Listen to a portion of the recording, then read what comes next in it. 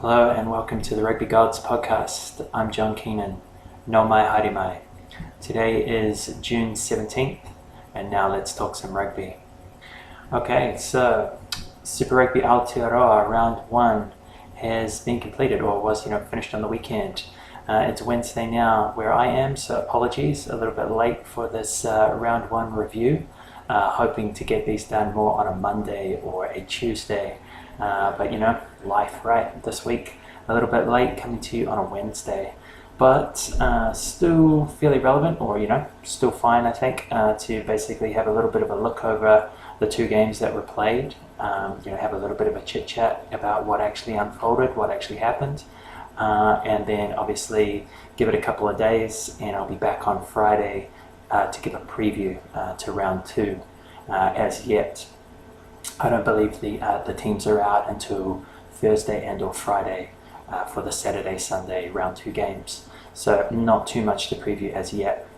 So yeah, I'm going to get pretty much straight into it, or as straight into it as I can be.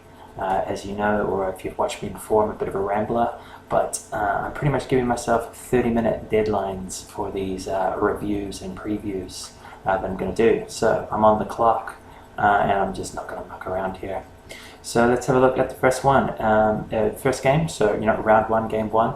It was the Highlanders against the Chiefs from Dunedin, and the score was 28-27 to the Highlanders. So wow, quite a surprise, I would imagine, or quite a big upset to a number of people, I would imagine, especially the bookmakers there.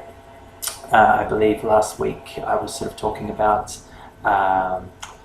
the Chiefs paying something like $1.30, I think it was, away in a New Zealand derby competition. And I thought, that money is maybe not that good, or that's very, very safe bet in theory. And there you go. So my pick for that was Chiefs +2. So, I was on the Chiefs bandwagon and lost out on that one as well. Unfortunately for me, it must be said, I actually had the Chiefs +2, and the Chiefs, when McKenzie snapped that drop goal, were actually up +2. They were winning by 2 with basically 3 minutes to go until the Gatlin, Bryn Gatlin sinking his dad, the head coach of the Chiefs, Warren Gatlin, his son playing for the Highlanders, a very late replacement for Josh Ioane, and they put him onto the bench. So he came on essentially as backup 10, finished out the game, and he managed to reply to McKenzie's 77th minute drop goal, I believe, with a Highlanders 78th minute drop goal, which again reversed things from Chiefs +2, which is what I picked, to Highlanders +1, which was the final score. So yeah, pretty interesting little back and forth there. Drop goal for each team, and the Highlanders came out by 1 at home. Pretty great start for the competition. A nice little, New Zealand derby upset right there. Something that I did notice, you can always say these things after the fact, and you certainly don't look or sound as good, right? But I did notice there was a stat looking at the last 10 games, between teams, basically. It's a little stat, a head-to-head stat. Pretty easy to find, I think, if you go into most rugby websites or official websites. And I believe the head-to-head stat for the last 10 games, Highlanders Chiefs, was Highlanders 6 wins, 1 draw, and 3 losses. So that was pretty surprising. Yeah, like I said, after the fact, you're a mug. But I was, seriously considering mentioning that stat because, it shows that the Highlanders, over a considerable period of time, 10 games in Super Rugby context, I mean, you're probably talking sort of like 4 or 5 years there, right? Have really had the wood on a pretty successful Chiefs team in that period of time. But Highlanders have a far superior record, and they back that up on the weekend by getting the 1-point win. So I'm just going to go through some metrics basically from the game. I'm going to just go through each team, how they perform for the metrics, and then there's a couple at the end which are what I consider to be maybe really important stats. It's essentially a possession stat, And I also just want to highlight basically the player from both teams. I'm just picking one player from both teams who had essentially the best attacking night out. I'm basing that on run meters, pretty basic. And then also who had the best defensive night out for both teams. And again, I'm just basing that on tackles. So yeah, that's what I'm going to go through. I'm going to do that for this game and the Hurricanes, or the Blues Hurricanes game, and I'll pretty much just do that every week as my review. I might get a little bit more sophisticated over time, but I think, like I said, I really want to make these kind of like 30-minute episodes or reviews, previews. So, basically just want to give myself maybe 10 to 12 minutes to talk about the games and not get too crazy with analysis, etc. Again, if you go to like super.rugby, that website, or just type in Super Rugby, you'll find the official website. I believe it is actually like super.rugby. You can find match pages where I get quite a lot of these stats from.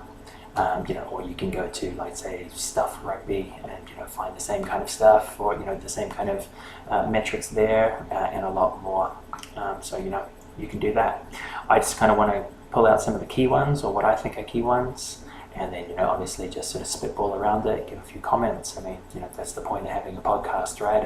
A rugby show, I think, or that's what I believe. So here we go. Let's have a look at some of these metrics. So I'm going to start off with meters. So obviously that's like gain line success, or like meters gained. I'm just going to call it meters. So the Highlanders ran for 278 meters in the game. Chiefs ran for 427. So sort of Chiefs plus 140, 150 meters there over the game, which is fairly considerable. But I would actually have to say that those two run meter stats I was a little bit surprised. I thought they were like fairly low actually.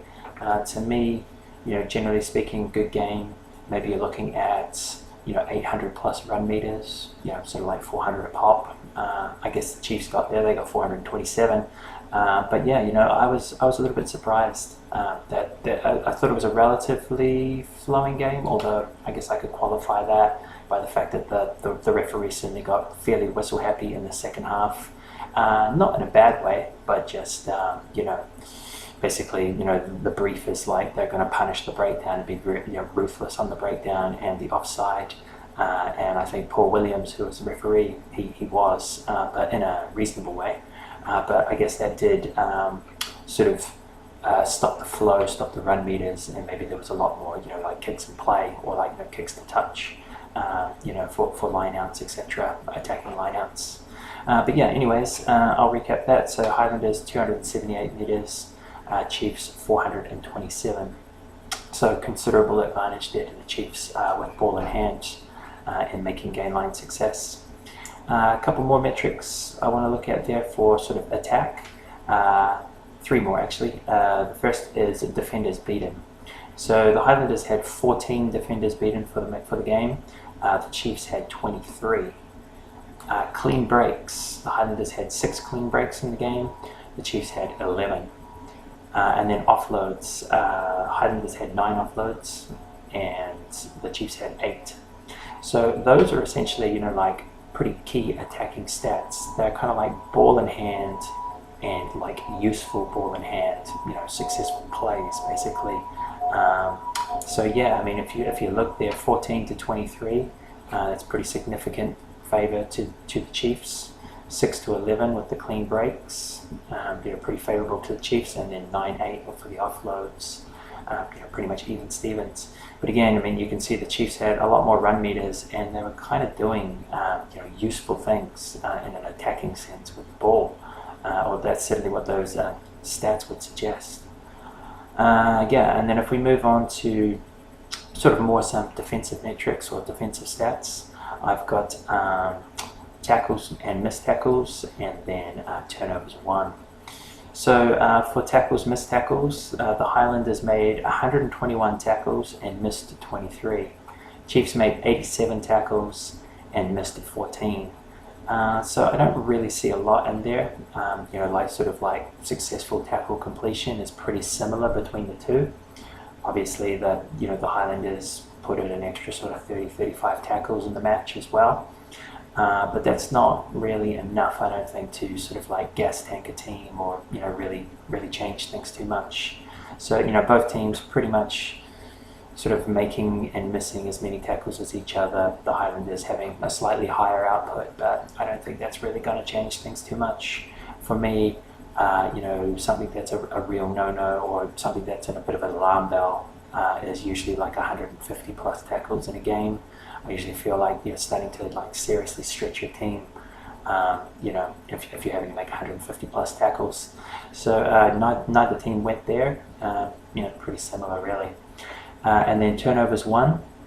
It was 11 for the Highlanders and 12 for the Chiefs.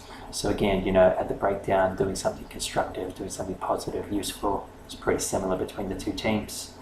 If we move on more to like sort of set piece and penalty stats, I've got like lineouts, lost lineouts, and lost scrums, or tight heads.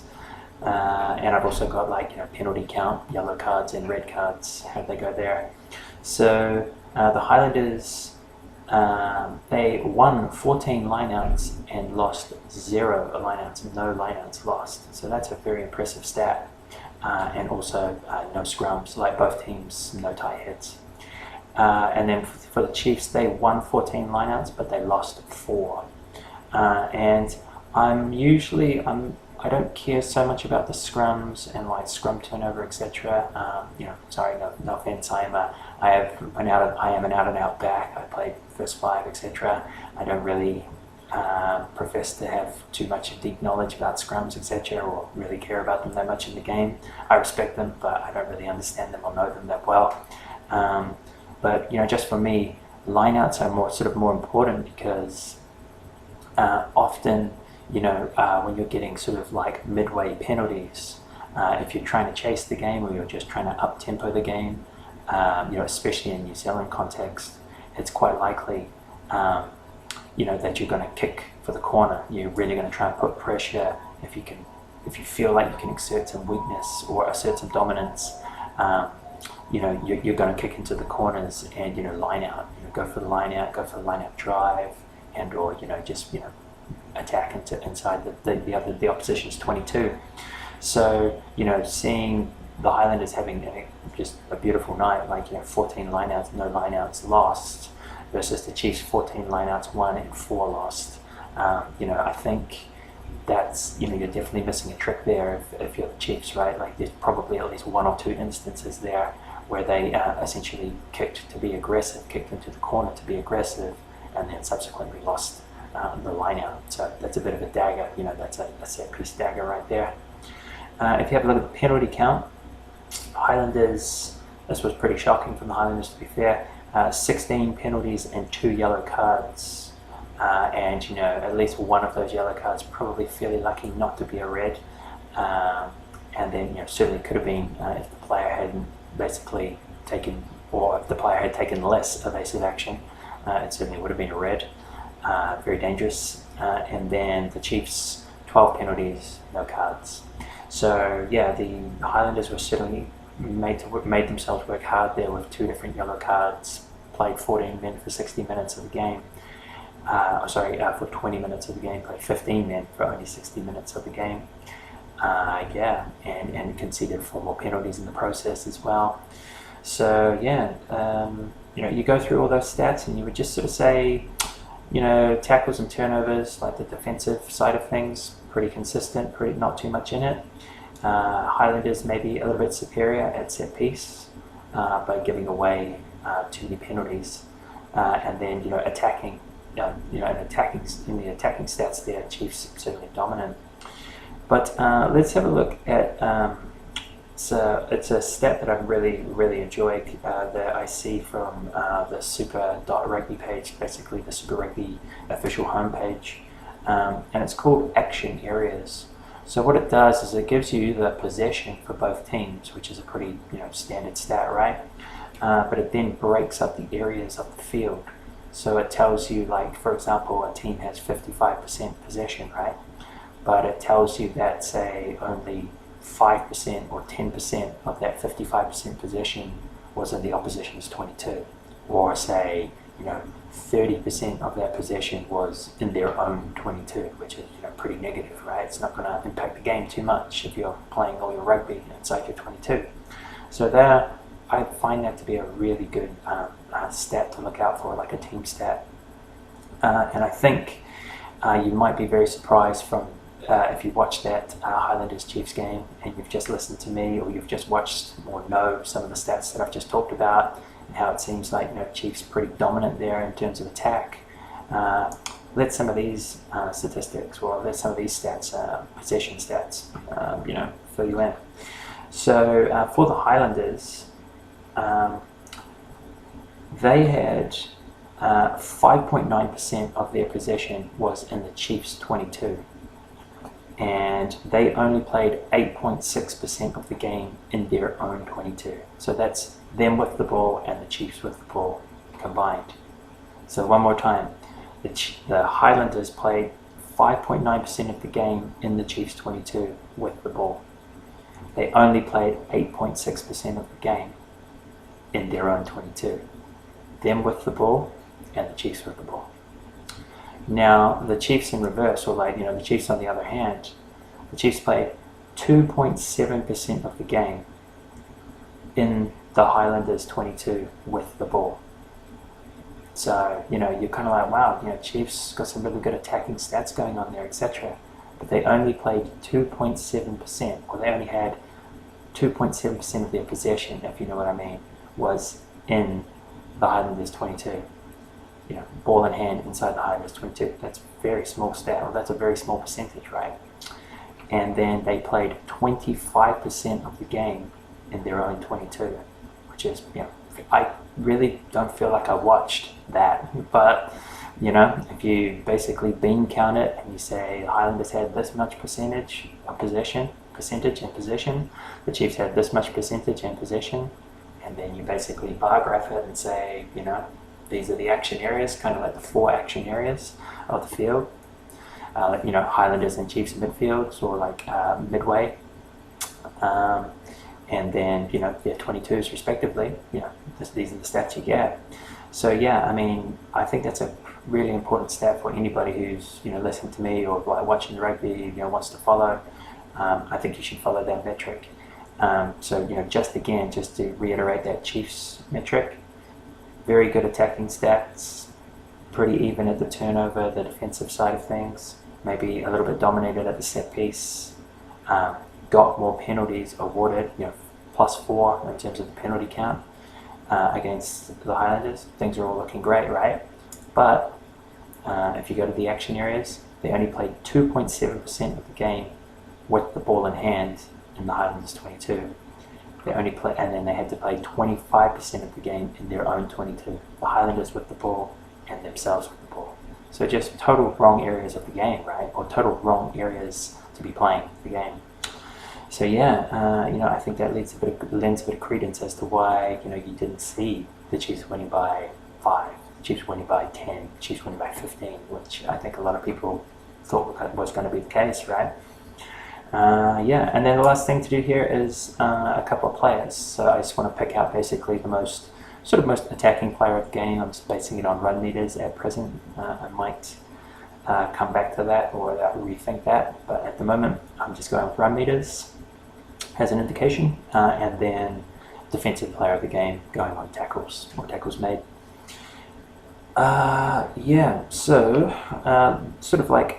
the two players there that I've got are Sean Wainui from the Chiefs, the Chiefs winger. He scored a try and ran for 63 metres, beat one defender, 2 clean breaks and an offload. So pretty good day at the office for Sean Wainui. And then on the other side of things, defensively, Dylan Hunt, flanker for the Highlanders. He made 19 successful tackles with 1 missed tackle, and he got 3 turnovers. So, that's a huge body of work there. 19 tackles with 1 miss and 3 turnovers of Chiefs ball. I think somebody owes, Dylan Hunt, basically the underrated beer of the game, if you know what I mean. If teams are still having a post-match beer. But I mean, that's that 19 tackles and 3 turnovers. That's a lot of work, right? So, respect to Dylan Hunt, because, pretty sure last week I was sort of saying that's a little bit of a weakness area for the Highlanders as well. I mean, decent tradesman level Super Rugby pack, certainly, or pack, but certainly, back row, 6, 7, 8. But, certainly not, didn't want to be disrespectful there, or I don't think they're terrible or anything like that, but they just don't have a lot of star power. They just don't have, I just sort of thought they would be dominated by most sides, but, Dylan Hunt had a great one. So let's move on to the second game, which is the Blues at home to the Hurricanes from Eden Park, and it was 30-20 to the Blues. So the Blues won by 10. In my picking, I had the Blues +6. So I think initially at the start of the week, before seeing the teams, I had them +12. And I did give you a bit of a tip. I said, Super Rugby derbies, I generally say +10 for the home team, and then sort of make my picks from there. And at the start of the week, I was sort of like, okay, Blues are at home +10, and I actually think they're going to play better than the Hurricanes, so +12. When I saw the team sheet and I saw sort of some of the firepower, really, that the Hurricanes went with that 6-2 bench, and they had Adi Savia and Vaea Fafita listed. I sort of thought there was, and Asafa Omoa as well, at hooker backing up Coles. I was pretty optimistic that there might be some really good punch coming out of that Hurricanes bench, especially around the 50-60 minute mark. As it turned out, it was pretty flat. You'd have to say it's really where the Hurricanes totally lost the plot, or certainly lost the game, because they did keep it close at half time. It was 14-13, I believe, at half time to the Blues, and that was with the Hurricanes missing at least 2 conversions to Jackson Garden-Bishop, possibly a penalty in that first half maybe as well. I'm not actually sure about that, but he certainly missed both conversions. They scored 2 tries, and he did kick 1 penalty, but basically the Blues pretty much the entire match took all their points, and so for the Hurricanes to go in 14-13 down at halftime, with Blues 14-13 at halftime, I was pretty happy with that, because I didn't really see that much in the Hurricanes in the first half. I was sort of still thinking they were in a bit of second gear mode, but the third quarter, even into the start of the final quarter, was extremely flat, and basically the Blues were just efficient. They just took their points and just built scoreboard pressure, and they got themselves out to a 17-point margin at one stage, and basically into the last 10 minutes, and that's, the game's over by then, right? I mean, no one's coming back from that. So well done to the Blues. So my final pick for the Blues was +6. That's what I made. That was my prediction, and they won +10. So there you go. So again, let's go through some of these metrics. I must say, just maybe last thing, very disappointed that essentially Jackson Garden-Bishop didn't really step up and be too useful in that game. Missed quite a few kicks off the tee as well, which is a bit of a core role, especially with no Geordie Barrett there. And then again, like I sort of said, not really sure why Billy Proctor was on the bench instead of someone like James Marshall or even Fletcher Smith, to give yourself an out-and-out 10 replacement. And what happened? Well, TJ Perenara basically played that last 10-15 minutes, probably lasted at least 15 minutes, I believe, at 10, which, I've really got to say, I don't think that's an experiment. When you're playing derby after derby, like it's got to be, you're not going to be playing any sort of weak Australian teams, or weak Japanese team, or weak South African team. I don't think there's any time for Perenara to really truly learn to play 10 at Super Rugby level. He's a world-class halfback, and he's an okay 10 at a stretch if you've got injury problems. But I think if the Hurricanes are going to essentially play the last 10, 15, 20 minutes of every game this Super Rugby series, with Perenara at 10, it's going to be an absolute disaster. So yeah, hopefully we will see a little bit more bench cover. Hopefully that will be James Marshall, but if it can't be, then I think Fletcher Smith really needs to back up Jackson Garden-Bishop, and or I guess Geordie Barrett, shout out. Maybe you can close out games from 10 yourself. Start at 15 and close out at 10. I don't know, but I really don't think it's TJ Perinara's role. So there you go. Maybe we could talk a bit more about that on Friday, and see what the makeup of the Hurricanes is, what will be for their match against the Crusaders at home. So let's go through those metrics which I just used in the last game. I'm using the exact same metrics, so that will be my theme, or that will be what I'm trying to do here. So if we have a look, run meters, it's going to call it that, run meters, how about that? 386 for the Blues, 417 for the Hurricanes. So kind of like I said before, I generally think 400 meters a game for each team sort of means fairly competitive, fairly free-flowing, and I believe that's pretty much what you saw in the game, certainly in the first half. Maybe the second half was, again, a little bit like the Highlanders Chiefs game. It was a little bit more stop-start, a little bit more whistle-dominated. But certainly first half, a little bit of back and forth flow, and essentially both teams running for 400 meters. The Canes maybe 20-30 meters over an entire team and over an entire game. That's basically nothing. If we have a look at defenders beaten, Blues 23 defenders beaten, Hurricanes 22 defenders beaten. So again, nothing in that. Clean breaks, Blues 8, Hurricanes 8. Absolutely nothing in that. Offloads, Blues 6, Hurricanes 6. So, all of those attacking stats would suggest a pretty close game, which is what you were getting at halftime for sure. And fairly good attacking play, both teams throwing down and throwing at each other. So yeah, and certainly that's what you did see, in the first sort of 40-45 minutes of the game. But then it was sort of slow strangulation and just efficiency from the Blues. Sort of from 45 to 65, 70. Just took the game away from the Hurricanes. Hurricanes didn't really do anything useful in that period, or certainly fell off in that period, which was disappointing. If we have a look at tackles and missed tackles, Blues made 152 tackles and missed 22.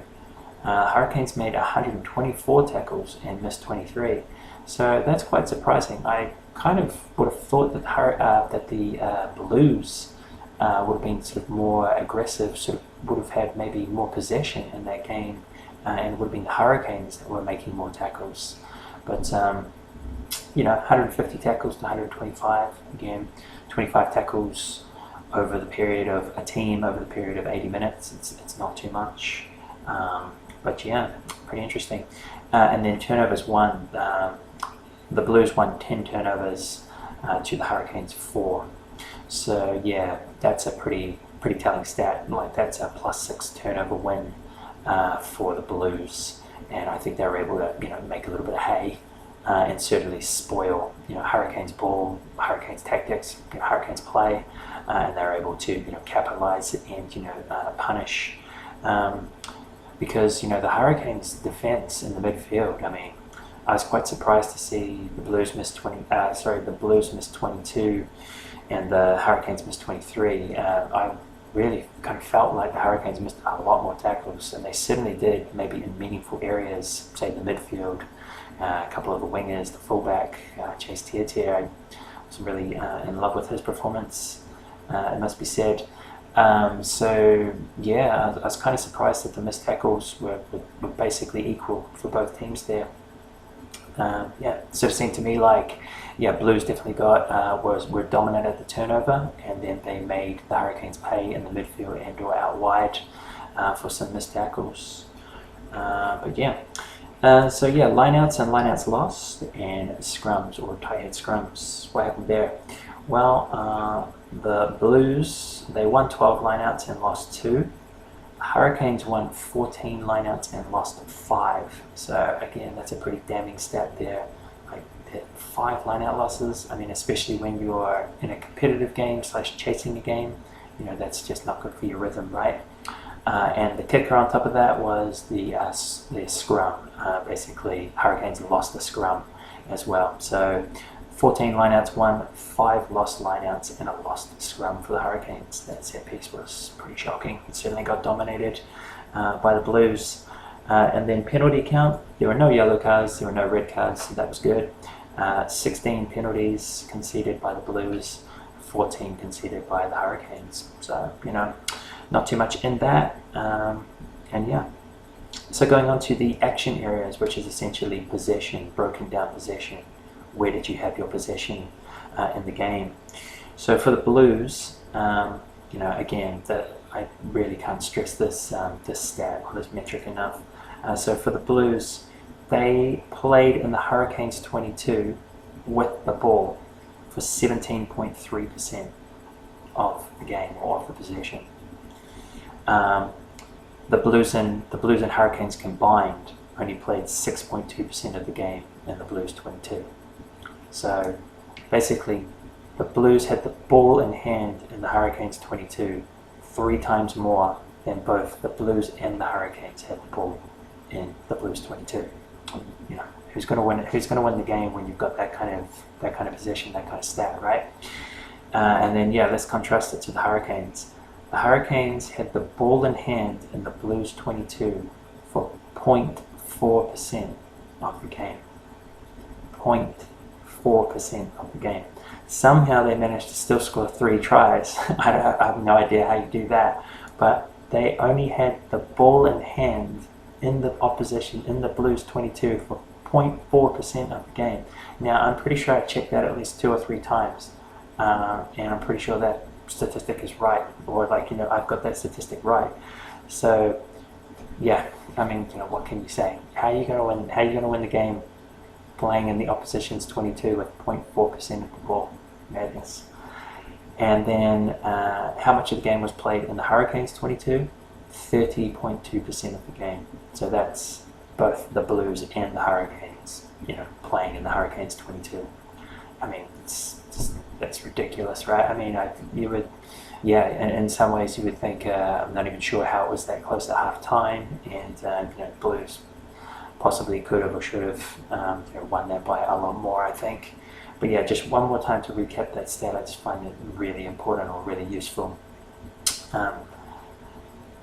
Blues played 17.3% of the game with ball in hand in the Hurricanes 22. The Hurricanes played 0.4% of the game in the Blues 22 with the ball in hand. Only 6.2% of the game total was played in the Blues 22. 30.2% of the game total was played in the Hurricanes 22. So those stats, they got to get a lot better for the Hurricanes. You don't want to be having those kind of stats against the Crusaders this weekend. I think it will be a lot more nasty, a lot nastier than a +6 loss or a -6 loss. And then just to finish up here, again looking basically at sort of like attacking player and defensive player of the game, or basically judged by run meters for attack and tackles for defense. So for the attack side, it was Caleb Clark. He scored 1 try. He ran for 105 meters, 5 defenders beaten, and 2 clean breaks. So hat tip. That's a pretty great day. I can't say night, right? It's a pretty great day at the office for Caleb Clark, and I believe he was the only player out of the 4 teams to run for 100+ meters on the weekend as well. Score a try, and then 5 defenders beaten, 2 clean breaks. That's you're doing pretty well there. Congratulations, that's a great game. And then Tom Robinson from the Blues, Caleb Clark's the Blues winger, and then Tom Robinson from the Blues as well.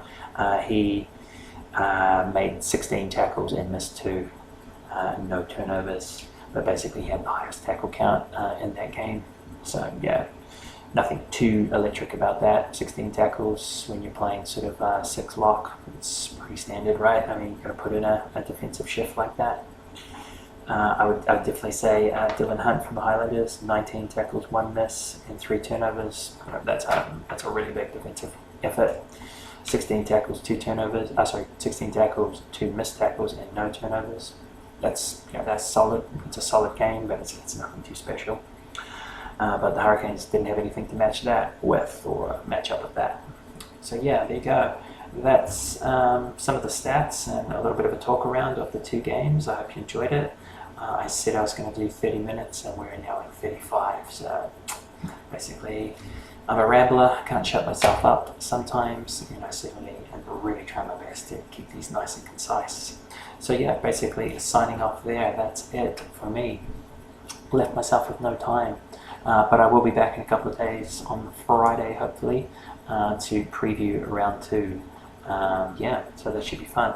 The Hurricanes, the losing Hurricanes will be at home to the Crusaders, and the losing Chiefs will be at home to Blues.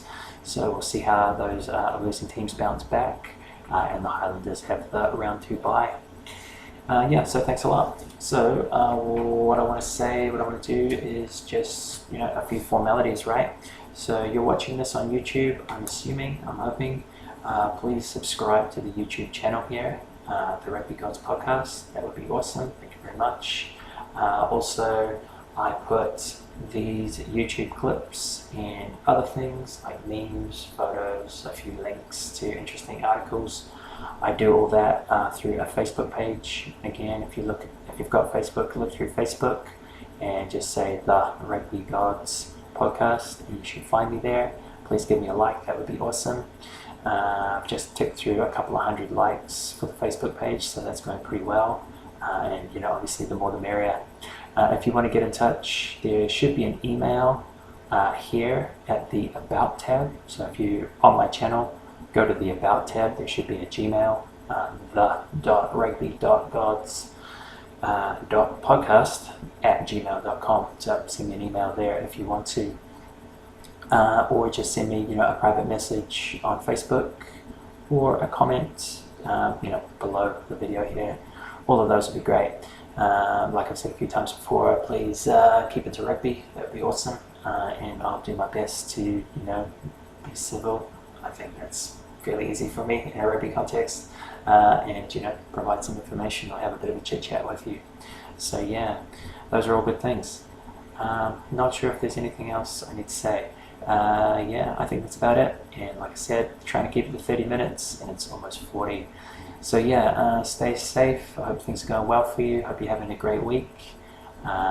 Be trying to get these done more on a Monday, Tuesday rather than a Wednesday. But like I said, not really that important. And then I want to do a round preview on a Friday, which in this case will be in a couple of days from now. So yeah, stay safe, like I just said. Enjoy yourself. Try to stay positive. A lot of crazy stuff going on in the world. A lot of negativity out there. So just enjoy your rugby. Try and enjoy your life. And stay safe from the things that are going on. And just love the ones you're with, as they say in the cheesy old song. That's it from me. So, ka kite anō. I'll see you again. Bye bye.